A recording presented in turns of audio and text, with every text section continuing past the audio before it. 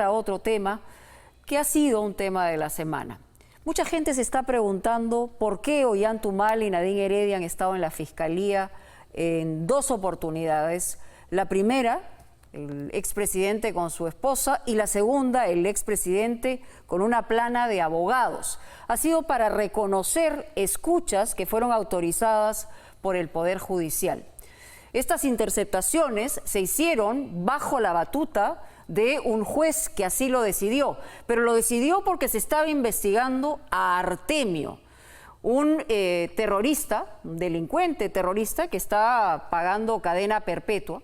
Y nosotros, luego de la pausa, vamos a indicarlos cómo, por qué, con rigurosidad está una investigación que empezó con Florindo Ala Flores, alias Artemio, el terrorista en cadena perpetua, y terminó en Ollanta Humala y sus más allegados durante todo el gobierno.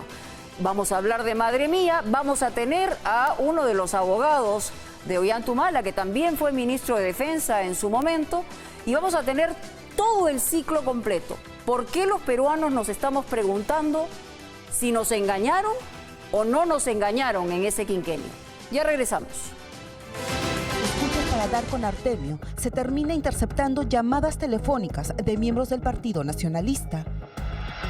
Pero además surgen otras preguntas. ¿Por qué casi 7 años después recién se conoce de la existencia de estas transcripciones y audios? ¿Quién o quiénes lo sabían y callaron?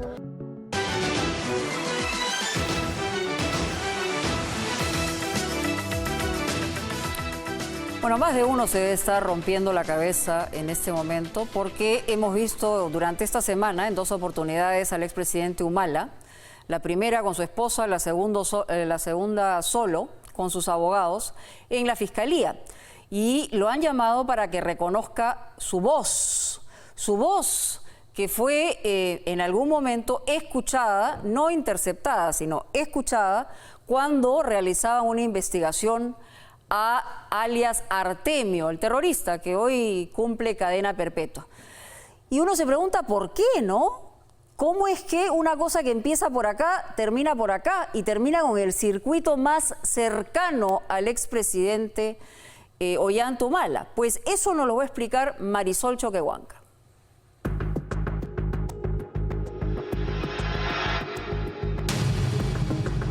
Una de las transcripciones de las escuchas telefónicas es del 2 de mayo del 2011. La conversación es entre el entonces candidato presidencial Ollanta Humala, Julio Torres Aliaga, tesorero del Partido Nacionalista, y Amílcar Gómez Amasifuen, hombre de confianza de Humalatazo. Hora 8:10 de la noche. Humalatazo al parecer inicia la llamada. «Pásame con el flaco», le dice Humala a Torres Aliaga. El flaco es Amílcar Gómez. Humala le dice entonces: «Mira, a mí me han mandado una información que están tratando de dentro de la guerra sucia meterme en temas». «Ya», le dice Gómez, y Humala lo previene. «No vaya a ser que estén tratando de comprar testimonios o de comprar cosas. Con mucho cuidado», pregunta. «Como la pacucha debe tener familia», dice Humala. Antes de concluir la conversación, el expresidente le pide a Gómez Amasifuen: «Hay que averiguar qué saben ellos sobre esas cosas. No vaya a ser que se los hayan comprado también», finaliza. Esta otra transcripción es del 9 de mayo del 2011. Es una conversación entre Amílcar Gómez y Julio Torres, donde al parecer ambos hablan del envío de un giro a la hija del testigo del caso Madre Mía, Jorge Ávila. 11:48 de la mañana. Amílcar Gómez le dice a Torres: «Ya, no te olvides de hacer el giro para este punto». Torres le dice sí. Amílcar le reitera que es para Aucayacu, al mismo de Adriana, finaliza. Adriana sería la hija de Jorge Ávila. Estas dos conversaciones tratarían sobre el caso Madre Mía. Como se recuerda, el entonces candidato presidencial Ollanta Humala fue acusado de ser el llamado Capitán Carlos, quien cometió asesinatos extrajudiciales justamente en la zona de Aucayacu. El año de estas conversaciones telefónicas se dan en plena campaña electoral del 2011 y ahora se dice confirmarían que el Partido Nacionalista habría comprado testigos para echar abajo el caso Madre Mía. Como estas transcripciones, habrían más de 150, todas correspondientes a interceptaciones telefónicas realizadas el año 2011. Ahora en poder de la Fiscalía de Lavado de Activos, donde se investiga a la expareja presidencial por los aportes recibidos en la campaña. Escuchas que según el Ministerio Público se realizaron en marco de las investigaciones contra el camarada terrorista Artemio y que revelarían la estrategia de los Humala Heredia para encubrir los aportes que recibieron. Cómo de las escuchas para dar con Artemio se termina interceptando llamadas telefónicas de miembros del Partido Nacionalista. Pero además surgen otras preguntas. ¿Por qué casi 7 años después recién se conoce de la existencia de estas transcripciones y audios? ¿Quién o quiénes lo sabían y callaron? Humalatazo apuntó de frente al presidente de entonces, Alan García. Pero no puede haber pasado, ¿no?, por sus narices y no darse cuenta. Si esta persona se daba el trabajo de meterse a temas de narcoindultos, con ese detalle, ¿cómo no se va a dar cuenta de que estaban chuponeando a Ollanta Humalatazo después del 6 de junio o en plena campaña? Para nosotros está claro que hubo un chuponeo político organizado y sistematizado y que existe información que se grabó, se pretendió utilizar y que luego 7 años después, o sea, todo esto está organizado justo el plazo que según estos delincuentes podría prescribir el delito de interceptación telefónica. 7 años después aparecen estos audios. Además de los contenidos de los audios que deberían investigarse, ¿cuál es la historia completa detrás de estas interceptaciones telefónicas que recién hoy se conocen? Este material ha estado guardado, por así decirlo, en el área de terrorismo, en esta sala supranacional. Ha estado en el equipo de Constelación, efectivamente. Dirandro. Así es, en el equipo de escuchas legales que se denomina Constelación, y toda esa coordinación se ha efectuado con el fiscal de la 4ª Fiscalía de Terrorismo y Derechos Humanos. Que lo solicita a Dirandro. Así es. Era el año 2011, pleno ambiente de campaña electoral. Entonces, el general Carlos Morán era jefe de la Dirandro y por lo tanto cabeza del Grupo Constelación, un equipo de élite encargado del sistema de escucha telefónica legal en la lucha contra el terrorismo, narcotráfico y mafias criminales. Morán cuenta que todo se inició a principios de ese año, mientras interceptaban los teléfonos que tenían contacto con Florindo Flores Ala, camarada Artemio. Se comienza primero a articular una red de colaboradores que pululaban alrededor de Artemio y sus principales lugartenientes, y que estaban entre ellos los guacaleros, los dirigentes del gremio guacalero, las autoridades políticas, madereros ilegales y también terroristas, ¿no? En esta línea de investigación es que se identifica al terrorista Yebeto o Roberto. Marcelino Gaspar Villar, alias Yebeto, era un sujeto que pertenecía a la cúpula de Artemio. Su teléfono fue pinchado por la Dirandro y es entonces que un día, cuenta el general Morán, Yebeto hace una llamada que los alertó aún más. Este Yebeto o Roberto se comunica posteriormente con Julio Méndez. Julio Méndez es un maderero que también colaboraba con Sendero Luminoso y también era llegado o se conocía como Ollanta Humala. Yebeto habría llamado a Julio Méndez porque supuestamente sabía de su llegada a Humalatazo y Artemio quería negociar un reconocimiento de lo que llamaba su partido político. En una entrevista que dio en diciembre del 2011, Artemio efectivamente reconoció que intentó un acercamiento a Ollanta Humala. Nosotros pensamos de que el Estado debe considerar la actividad política del Partido Comunista del Perú. He hecho 2 intentos dirigidos al presidente de la República, el señor Ollanta Humala. ¿Desde julio o antes de julio? En estos tiempos, los últimos meses. Por 2 fuentes que yo tengo fidedignas, la respuesta ha sido negativa. Aunque este terrorista no reveló los nombres de sus contactos ni las fechas exactas, las versiones parecen coincidir. Lo cierto es que el ex jefe de la Dirandro dice que así se inicia la interceptación telefónica también a Julio Méndez Guamán, y es aquí que dice se produce la conexión con otros personajes allegados a Humalatazo. Julio Méndez se vincula telefónicamente con Amílcar Gómez. Amílcar Gómez era un ex militar relacionado con Ollanta Humala desde la época de Moquegua, ¿no?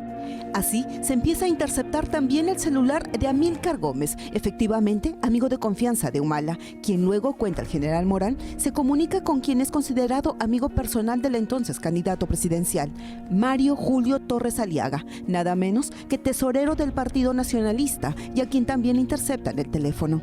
Cuando es controlado el teléfono de Julio Torres, por orden judicial, es que se producen esta red de comunicaciones con el entorno del candidato Ollanta Humala, ¿no? Y algunos dirigentes del Partido Nacionalista. Pero, como repito, esto fue una línea de investigación, así como hubieron muchas líneas más. ¿Por qué la DIRANDRO siguió interceptando las llamadas telefónicas de estos personajes? El general Morán afirma que solo cumplió con la disposición fiscal. La hipótesis de trabajo que tenía el fiscal Marco Guzmán era encontrar una fuente de financiamiento a Artemio, porque queríamos establecer pues, de dónde venía el flujo de dinero para que él se pueda mantener durante tanto tiempo, ¿no? En la clandestinidad y operando en el Guayaga. Así, se habría empezado a construir una red de escuchas que incluyó, ahora se sabe, al propio Ollanta Humala y su círculo cercano. Aunque aquí habría que recordar que en el 2011 el Partido Nacionalista denunció que estaban siendo chuponeados. Efectivamente, nosotros denunciamos en su momento que estábamos siendo chuponeados. ¿Cómo advierten ustedes de esta interceptación telefónica? Nos salieron en unos medios el contenido de las conversaciones que habíamos sostenido nosotros en la casa de Salomón Lerner. Quienes salen en ese audio son el candidato Ollanta en ese momento, Salomón Lerner, y el coronel Adrián Villafuerte. Y la única forma que podrían haber chuponeado eso era con el equipo Constelación, porque en el Perú en ese entonces, si bien existen un montón de equipos de chuponeo que son los que pinchan la línea fija, etc., la única que hasta ese momento había de que permitía el chuponeo de teléfonos celulares era el equipo de la DIRANDRO. El chuponeo, la intervención telefónica está comprobada. Las conversaciones son reales. La Dirección Antidrogas hace un deslinde claro con estas prácticas y el señor congresista Abugataz lo hemos recibido muy cordialmente. En ese momento lo negaron. No hay absolutamente nada. Y el día de hoy han salido a vanagloriarse. Pero además de los cuestionamientos a las escuchas, ¿por qué permanecieron en el olvido hasta hoy?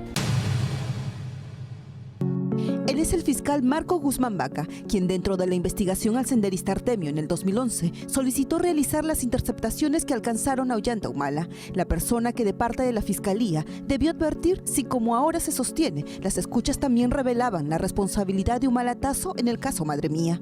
En su momento supo quién era el señor Ollanta Humala, le llegaron estos supuestos informes de la policía, pero que usted no... Informes no llegaron. Pero mencionaban al señor Ollanta Humala. Pero son transcripciones que hay que hacer un trabajo ulterior que se llama informe de apreciación criminalística de esos hechos.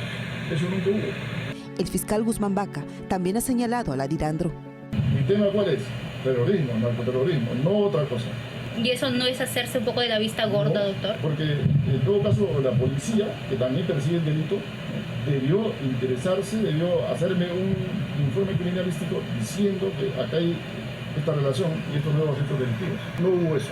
Yo tengo que afirmar categóricamente de que el fiscal Marco Guzmán y su asistente, la doctora Wendy Calero, han sido fiscales recolectores en este caso, en el caso general de Artemio y este caso también, obviamente, que tenía relación, ¿no? Sí tenía conocimiento. Sí tenía conocimiento, han firmado las actas de transcripción y una copia se ha quedado con ellos. ¿Quién tiene entonces responsabilidad? ¿Dónde estaban los audios todos estos años? ¿Y cómo llega la Fiscalía de Lavado de Activos que investiga el financiamiento de la campaña de la pareja Humala Heredia? No es que haya demorado 6 años. Las escuchas han estado registradas, quedan registradas dentro del equipo Constelación. Lo que haya sucedido en ese intervalo de tiempo, nosotros por supuesto no podemos generar ningún comentario porque no somos fiscales de terrorismo y derechos humanos. La consideración del contenido de los audios es a partir de que el fiscal Juárez Atoche toma la decisión de evaluar ese material que estaba incluido en una investigación mucho más antigua. Porque alguien le dice que hay una información. Bueno, el fiscal dirige la investigación y por tanto debe agotar todos los medios posibles para poder llegar a construir un caso y hacer sus verificaciones. Hay decenas de audios que han sido grabados y registrados sin contar con la solicitud fiscal y la autorización judicial. Esto tiene un nombre y ese nombre se llama delito de interceptación telefónica. Precisamente el fiscal Germán Juárez Atoche citó el último miércoles a Ollanta Humala y Nadine Heredia para que reconozcan sus voces en los audios que ya están en su poder. Es decir, este material ha estado guardado, por así decirlo, en el área de terrorismo, en esta sala supranacional. Ha estado en el equipo de Constelación, efectivamente. Irandro. Así es. No puede quedarse nada en la DIRAN, a no ser que se quede en el sistema nada más, como un backup, pero no es que se quedan los CDs, se quedan las actas, se quedan los cargos, sí se quedan. Solo cargos estaba en la DIRAN. Claro, en un sobre lacrado se envía al fiscal y también las actas por escrito y firmadas por todos los intervinientes.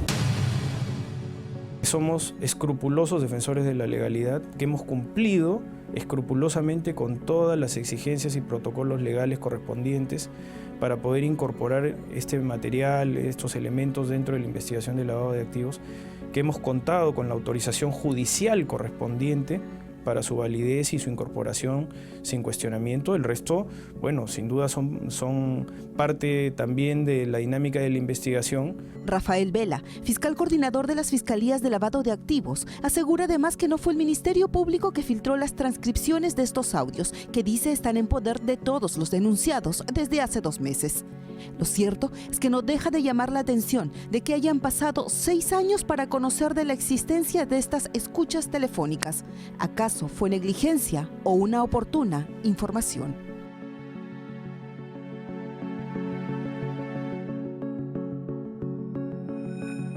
Muy bien, es que nos está explicando Marisol Choquehuanca, pero quiero yo explicarlos, detenerme en cómo entraban y salían las llamadas. A ver, vamos a ver. Hay un personaje central que conecta entre Artemio y Julio Méndez, que hemos señalado es el maderero que tenía vinculación con Sendero. El personaje central es este Marcelino Gaspar, conocido como alias Yebeto, ¿no? Él llamaba a Florindo Flores Artemio cuando en sus momentos de libertad, un año antes o meses antes, un año antes de ser detenido y finalmente, digamos, enjuiciado y llevado a cadena perpetua en el siguiente gobierno. Vamos a situarnos finales del 2010, comienzos del 2011, en plena campaña electoral. Resulta que Artemio había escuchado que había un candidato que hablaba de amnistía. Ese candidato, en ese momento, era Ollanta Humala y buscaba un contacto para tener vinculación con ese candidato. Marcelino Gaspar se conecta con Julio Méndez Guamán, que es este maderedero, que era el que estaba también vinculado a alguien del entorno de Ollanta Humala. Entonces, seguimos con el cuadro.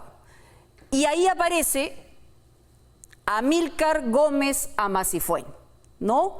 Que Julio Méndez se contacta con Amílcar Gómez Amasifuén, que era un hombre, ha sido desde la época de Locumba, un hombre de confianza del expresidente Ollanta Humala. Ollanta Humala lo conocía y era muy cercano desde esa época y luego durante todo su gobierno estuvo en lugares vinculados a Ollanta Humala. Ollanta Humala lo llamaba a Amílcar Gómez Amasifuén. Entonces, digamos, comienza a pincharse el teléfono de Marcelino Gaspar, que se comunicaba con Artemio y con Julio Méndez. Luego, Amílcar Gómez se comunicaba con Julio Méndez y también Julio Méndez se comunicaba con Gómez Amasifuén, que ya hemos dicho era hombre de confianza y siguió siéndolo porque ahora está en Ecuador en un cargo que fue dispuesto por el propio expresidente Ollanta Humala. Gómez Amasifuén tenía pues vinculación y llamaba a personas también del círculo muy cercano del candidato entonces Ollanta Humala, que son Julio Torres, que era el que aparecía en la formalidad como tesorero, Cintia Montes, que era y fue su secretaria de prensa y hasta ahora está en el círculo más cercano, y el popular y famoso coronel Adrián Villafuerte, que se encargaba de todos los temas de seguridad. Julio Torres, que era el tesorero tesorero formal o teórico, vamos a señalarlo así, se comunicaba con Ilan Heredia. Hay transcripciones donde claramente Ilan Heredia lo trata con mucha cercanía, le dice Julius, y le dice, sí, estoy calentando el carro, ya voy a ir, etcétera, etcétera, y hablan de depósitos de dinero y cosas de esa naturaleza. Y Gómez Amasifuen también se comunicaba con Jorge Ávila. Jorge Ávila fue una clave precisa y rigurosa en el caso Madre Mía, ¿no? Y es quien se retracta del testimonio del caso Madre Mía y después vuelve a señalar que fue, y eso ha aparecido en los últimos días, porque le pagaron $4.500. Por eso es importante señalar esta ruta. Pero obviamente, como en un tema se tiene que cruzar información, hemos invitado, por supuesto, al abogado, a uno de ellos, del expresidente Ollanta, que es don Alberto Tarola, que fue ministro de Defensa. ¿Cómo está? Muchas gracias por estar aquí. Encantado. Y vamos a hablar de este tema, porque lo hemos escuchado consistentemente en los últimos días. A usted, al expresidente Humala, al abogado Espinosa, al abogado Wilfredo Pedraza, que también fue ministro. Es decir, tiene una plana importante de abogados. Y eso le quería preguntar, primero que nada, ¿usted es un abogado, digamos, contratado para ver esta causa o es un amigo que trabajó con el expresidente Humala y lo ayuda, digamos, a encaminar su defensa personal? Muchas gracias. Estoy asesorando al presidente Humala en temas constitucionales y formando parte de un equipo de abogados, de juristas que estamos viendo sus temas. Y por supuesto lo estamos haciendo con todo el profesionalismo que está en el conocimiento de cada uno de nosotros. Ahora, le hemos escuchado que la línea de defensa básicamente es invalidar lo que hoy se conoce a través de esta investigación que comenzó, como hemos explicado, con Artemio y que finalmente llegó hasta el entorno más cercano del expresidente y al propio expresidente cuando era candidato. Es decir, digamos que esa es la línea de defensa que puede ser interesante, válida para un defendido, pero acá lo importante es el derecho a la verdad que requiere el país, ¿no? El país, él ha sido un presidente, no ha sido una persona común y corriente, ¿no? Todos somos jueces y fiscales, y está bien, el debate jurídico está bien, la prensa ha hecho su trabajo. En este reportaje, por ejemplo, no he visto que se le haya preguntado a la Fiscalía, ¿no? ¿Cómo así se han filtrado estos audios? ¿De dónde? El mismo día que el presidente Humala estaba deslacrando, ese mismo día un programa de televisión ya estaba entregando, difundiendo los audios del presidente y de su esposa, que no sé qué relación tienen con Artemio. ¿no? Pero son transcripciones, no audios. No confundamos, o sea, las transcripciones. El Diario Comercio esas tiene son audios, recreaciones. Audio. La Fiscalía, no, recreaciones, no transcripciones. Hay audio. La Fiscalía dice que son recreaciones, ¿no? Porque hay dos cosas. La transcripción de los audios. No se ha escuchado ni un audio. La transcripción de las grabaciones y luego los audios. Entonces, y la Fiscalía dice que son recreaciones, ¿no? Y está diciendo que esa filtración la hemos hecho nosotros los abogados de la parte afectada. Bueno, si a ustedes les interesa invalidar una prueba, digamos, no sería descabellado pensar que puede salir por ahí, ¿no? De fondo, qué rápido en el Perú nos olvidamos de llamar a las cosas por su nombre, Mónica. ¿Cuál es el nombre de chuponeo telefónico? Pero legal, ¿no? Chuponeo telefónico ilegal. Y no lo voy a decir yo. Es que no lo han chuponeado al expresidente. Eso lo ha dicho, lo acaba de decir. El fiscal de lavado de activos el señor Juárez. Sí. En el año 2010, este procedimiento se hace a solicitud de un fiscal, que es el señor Guzmán, y ¿quién autoriza al programa Constelación a que se intercepte los teléfonos? Un juez.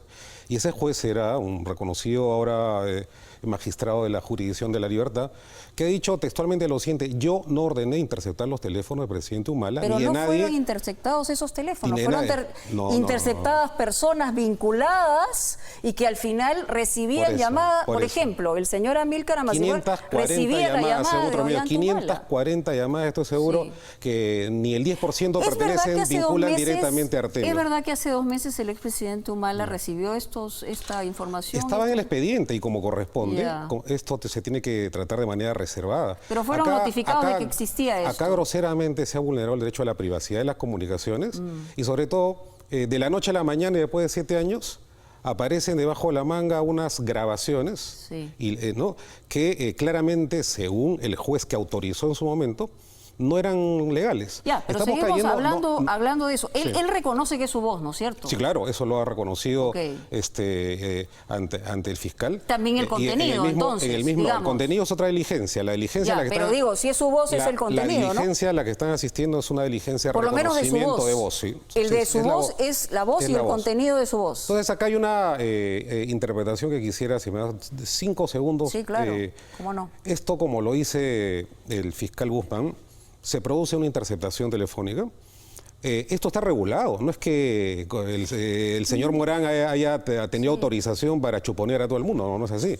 Esto está regulado. ¿Qué cosa es lo que dice la ley que se aplica para desarrollar este artículo 2 y 10 de la Constitución? Dice que solamente está autorizada la intervención para el caso relacionado con Artemio en este caso. Por ejemplo, si se han cometido delitos... Y le dice a la Dirandro, pero con esto concluyo, muy breve, si es que tú, Dirandro, ves que en el devenir de este caso, hay que desechar lo que queda. De este caso, intervienes o hay conversaciones que no guardan relación con el caso, ¿no? Entonces estas las tienes que desechar.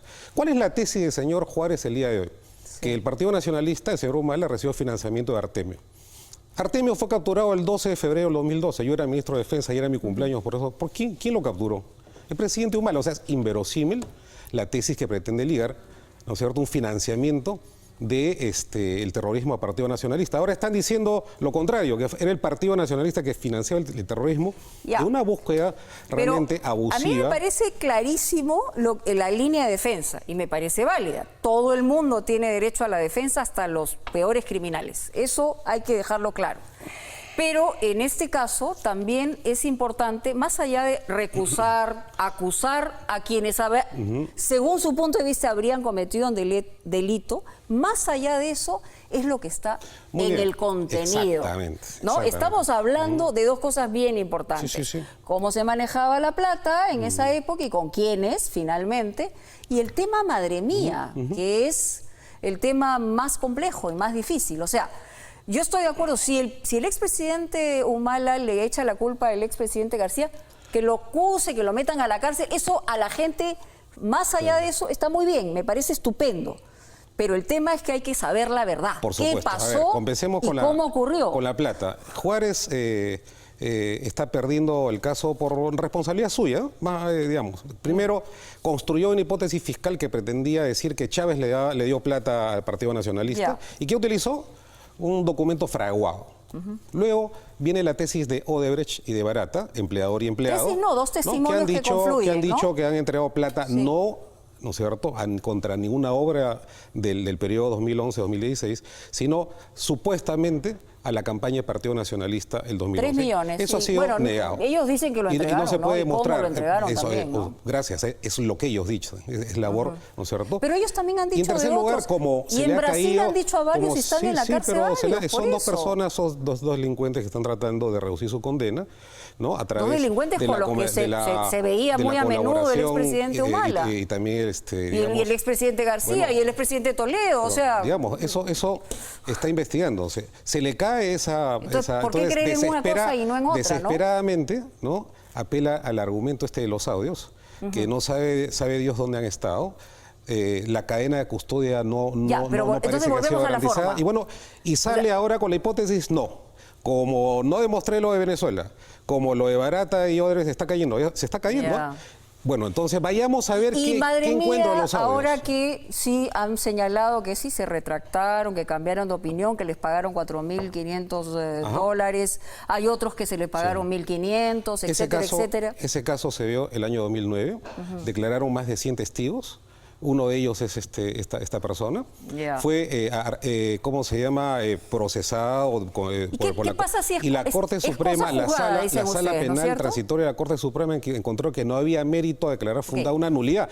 Entonces, lo que estamos discutiendo ahora es el testimonio de una persona de las 70 y tantas que fueron entrevistadas. Es un proceso larguísimo en la Corte Suprema. y ahora estamos, ¿no es cierto?, tratando de reabrir un caso a raíz de una persona que dijo una cosa, luego se desdijo, luego está diciendo otra cosa. Nosotros somos los principales interesados en que se investigue, Mónica. ¿Que se reabre el caso? No, el que se reabre el caso es otra cosa, esto se tiene que investigar. Para reabrir ese caso... digamos, se puede, cosa juzgada fraudulenta, pongámonos en esa posibilidad. No es posible porque ya pasó el plazo, son 6 meses después de pedir la sentencia. Algo que además aborrecían 6 meses. Cuando se hablaba de prescripción en otros casos, ¿no? Y lo otro, el proceso penal, si se quiere una revisión, porque está en el Código de 1940, tampoco es posible porque es una sentencia absolutoria. Y ahora están hablando de la Corte Interamericana de Derechos Humanos. La Corte Interamericana de Derechos Humanos, en el caso Escher versus Brasil, el año 2009, ha hecho que es un delito la interceptación telefónica. Y sobre todo es doblemente punible, dice, cuando estas grabaciones ilegales están en poder de una autoridad. La Corte Interamericana en este caso ha hecho que se afecta que el país tiene derecho a saber qué pasó y quién nos gobernó verdaderamente en todos los casos, nosotros tenemos, incluyendo al señor Humala? La obligación de conocer la verdad y es por eso que queremos saber quién ha filtrado esos audios ilegalmente. Volvemos al tema de la filtración. Ha chuponeado, Mónica. Ese ha sido un chuponeo. No, pero chuponeo legal. No. Eso es lo que ha señalado incluso el fiscal de la Bate. Es una autorización. Para ser legal tiene que haber el juez competente tiene que autorizarlo. En este caso pero pero es importante precisarlo. El doctor Loyola, que era juez que autorizó la interceptación telefónica el año 2000, no lo autorizó y lo ha dicho públicamente. Él no autorizó interceptar los teléfonos del señor Ollanta Humala ni de nadie del Partido Nacionalista. Si hubieran encontrado un indicio o prueba, tenía la obligación de derivarlo a otro fiscal en ese momento. Le preguntaron al fiscal Juárez Atoche, digamos, ¿por qué es que se había mantenido 7 años? Ustedes le han preguntado quién tuvo la cadena de custodia. Ustedes han tenido la información antes que el resto. Esto ha salido en la prensa recién. Y otra cosa, en la prensa han salido muchas cosas que al final han resultado ciertas. O sea, al final, mire, ha sido una especie de pantomima, ¿no? El mismo momento en que, ponga su firma un sobre lacrado, en ese mismo momento, 9:30 de la mañana, para se usted estaba ha sido filtrando. una pantomima. Ha sido maltratada. Maltratada, ¿no? En la forma. Una información que con el pretexto de querer ejercer presión a través de los medios de comunicación están tratando de demostrar aquello que hasta a veces ya es ridículo, pues el financiamiento del terrorismo. Pero a ustedes les convendría Artemio realmente financia a la persona que lo capturó. ¿No? Entonces, no perdamos la naturaleza de las cosas. Eso es lo que está sosteniendo. Pero la naturaleza de las ¿no? cosas para los ciudadanos que han tenido un gobernante es quiero saber hasta la última cosa que ocurrió. El derecho a la verdad lo ha dicho la Corte Interamericana. El derecho a la verdad además es un bien jurídico inalienable. Es un derecho. Lo que dice la Corte Interamericana dice que es un principio de derecho que tiene, ¿no es cierto?, que procesarse a través de los mecanismos internos y que al final nos tiene que asegurar qué cosa es lo que ha pasado en una determinada circunstancia, respetando los derechos fundamentales. Y acá hay 2 derechos fundamentales en juego, el derecho al secreto de las comunicaciones y el otro, el debido proceso legal y la cosa juzgada, que son garantías que están en nuestra Constitución, no las hemos inventado nosotros. Entonces, es un caso que creo debe tramitarse con la reserva al caso, aunque esto ya es pedir mucho, en la correspondiente fiscalía. Hacemos una invocación al fiscal de la Nación. Lo que me dice acá es que el juez no ha dicho ¿no? Lo que usted está señalando, ha dicho que no ordenó interceptar a Nadine Ollanta, pero sí al resto. Eso es lo que queda claro. Lo que yo escuché en radioprogramas. Ya, pero cada uno escucha lo que quiere. Y más allá de eso, más allá de eso, en el expediente está la resolución de este juez, que son 2 expedientes, el 177 y el 355. Y el expediente habla por el juez. En ninguna parte de ese expediente, de los 2 expedientes, hay una orden expresa para chuponear a ninguna de las personas distintas. Ya se lo han preguntado varias veces, pero es verdad y es el chuponeo y además ha sido espionaje telefónico sin autorización legal en el gobierno de Ollanta Humala se dio a periodistas, seguro, me dice usted ha sido ministro de Defensa. No me lo diga bromeando porque eso ha sido. ¿Cuál es la prueba? ¿A usted la han chuponeado? No entiendo cuál es esa aseveración. Yo no he dicho que a mí me han chuponeado, yo he dicho que a periodistas, a políticos. ¿A qué políticos? A Aldo Mariatti lo han chuponeado. A Aldo Mariatti, bueno, pues que se ha investigado, que se tiene que investigar. Ya, pues por eso, pero lo que quiero decir es que no es que esté bien. Yo creo que tienen todo el derecho a recusar y acusar, pero el país tiene derecho a saber qué pasó. El país y eso es algo que tendría que responder cualquier presidente de la República. ¿Quién está chuponeando en el país? ¿O quién chuponeó? ¿Y quién se guardó la información esperando que tal vez prescribe... ¿Quién se guardó la información según usted? Lo ha dicho el fiscal ¿Quién se guardó el caso. Hay una copia que queda en la Dirandro. Siempre hay una copia que queda en la Dirandro. El general Morán. Hay una copia que queda en la Dirandro. Eso lo tiene que investigar el fiscal de la Nación. Pero usted lo está acusando al Eso general lo tiene Morán. que investigar el fiscal de la Nación, ¿no es cierto? Ya, pero hay una si ustedes copia, tienen una hipótesis sobre algo en el que basan nosotros somos respetuosos de la reserva de la investigación. Ya. Lo que señalamos son los hechos. El propio fiscal que autorizó la interceptación dice que siempre una copia se guarda en la Dirandro. Bien. Entonces, a ver, pues, o sea, la Dirandro lo tenía bajo 7 llaves, no sé. Eso tenemos que... Y si tienen que ir a la cana, que vayan a la cana, pero que se sepa la verdad. Muchas gracias por darme la razón, Mónica. No le doy la razón. Lo que le doy la razón es al país que quiere saber lo que verdaderamente Nosotros pasó. También, y no en la cuestión de forma, sino en la cuestión de fondo. Muy bien, muchísimas gracias. gracias. La forma también forma parte del fondo. Le agradezco muchísimo, tiene muy buenos abogados, seguramente seguirán en esa línea de defensa. Muy bien, vamos a tener que ir a una pausa. Ya regresamos aquí en Punto Final. Esta mañosería, lo que han querido hacer es, utilizando este caso, hacer una interceptación al Partido Nacionalista. Mañosería llama el expresidente Ollanta Humala a los 180 audios obtenidos por interceptaciones telefónicas que la Fiscalía esta semana sacó de algún empolvado cajón.